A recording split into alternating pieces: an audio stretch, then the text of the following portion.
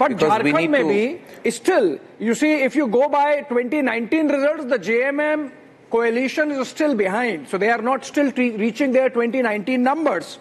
So that is something which we still need to keep a close watch on. But obviously, overall, the JMM has a lead. So Arnab, if we look at the poll of polls together, the exit polls also showed that Mahayuti makes a clean sweep in Maharashtra and the JMM makes a sweep in Jharkhand. So that seems to be actually happening. Yeah, you know, Election Commission data, Tuhin is joining us right now. Tuhin, Election Commission data is showing the INDI alliance in the lead. Are you getting nervous about the situation in Jharkhand?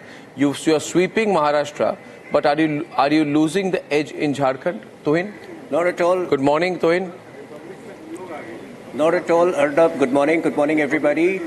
Even in Jharkhand, a minimum of 45 seats is what I'm predicting at this point. I have always stuck my neck out on it because, you know, the issues which were prevalent in Santhal Parganas are not confined to Santhal Parganas. They ricochet, they echo across the state.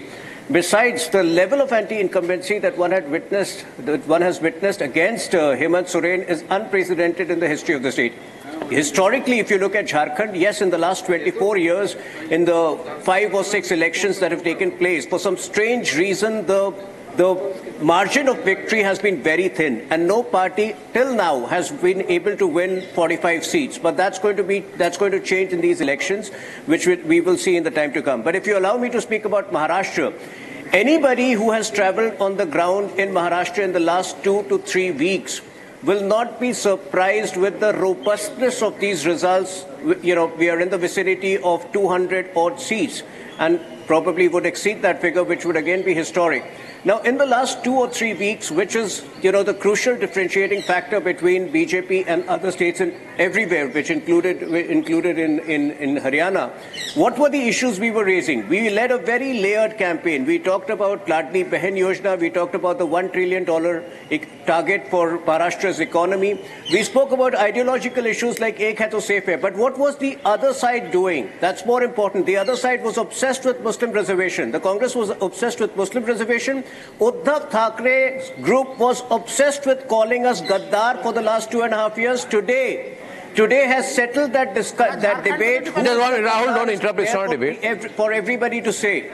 But most importantly, what was Sharad Pawar's group doing? They were indulging in a Bitcoin scam to accumulate cash. So their priorities are very myopic. Their priorities are very lopsided. We look at the future of the state, and I think the robustness of this victory would ensure that Maharashtra witnesses one of its most stable, most progressive governments in the time to come. Kudos to Devendra Fadnavis ji and Eknath Shinde ji for leading what has been one of the most spirited and the most, layered campaign through in Maharashtra's history.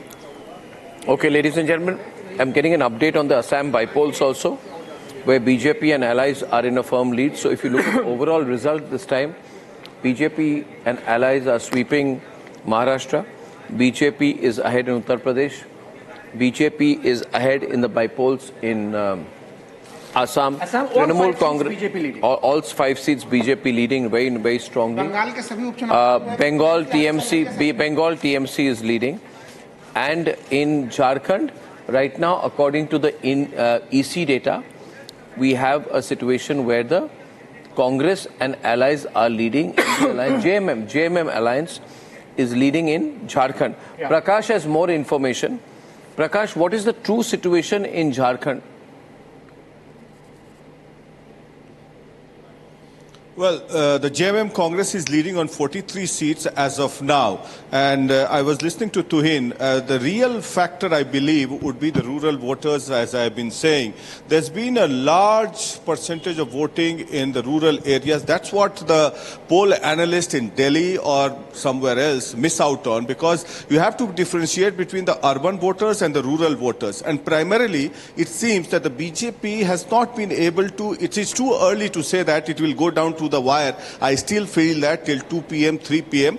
But the tribal voters holds the major significance. And Himanta Biswa Sarma leading from the front, mainly on the infiltrator issue. And despite the fact that they had roped in Babulal Marandi, the first Chief Minister of Jharkhand, he's an important leader.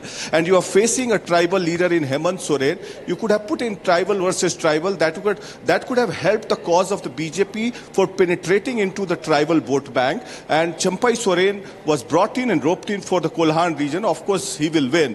For the first time, the BJP will be getting a seat in the Kolhan region. So the rural vote bank, the minorities, the tribal voters, and the Bihari voters, the population of Bihar which resides in Jharkhand, are predominantly with the BJP. And they hold a major significant chunk here in different parts of Jharkhand and influence as well. But they want the BJP to win. But the rural voters differentiates it from the urban voters, and that's what I think it is reflective as of now. But still I feel that it is a neck-and-neck competition, and it will go down to the wire. It is too early as of now, although the JMM is leading, and more so, Hemant Soren playing the tribal card, the way he was arrested, although he was involved in the corruption scam. It's a corrupt government, no doubt about that. But the way High Court gave him bail with a writing that this case does not stand, he played the Matia card among the tribals, and the tribal population, it seems, has supported him in a large number. And that's what people mistake. Similar case happened in Bihar elections also in 2015, when the large number of media, everybody was saying the BJP is winning, but the BJP lost badly in Bihar in 2015, giving a sweep for the Mahabharatbandhan. There also the mistake was made between the rural voters and the urban voters. What people, poll analysts do is talk to the urban voters, not to the rural voters. Rural voters holds the major significance. So it is too early as of now, but I would say that it is going down to the wire. And again, although it is early trends, leads for the JMM and the Congress, for sure, we'll wait and watch, we'll keep a close tab, but early trends reflect that the rural voters have held an important role in these elections.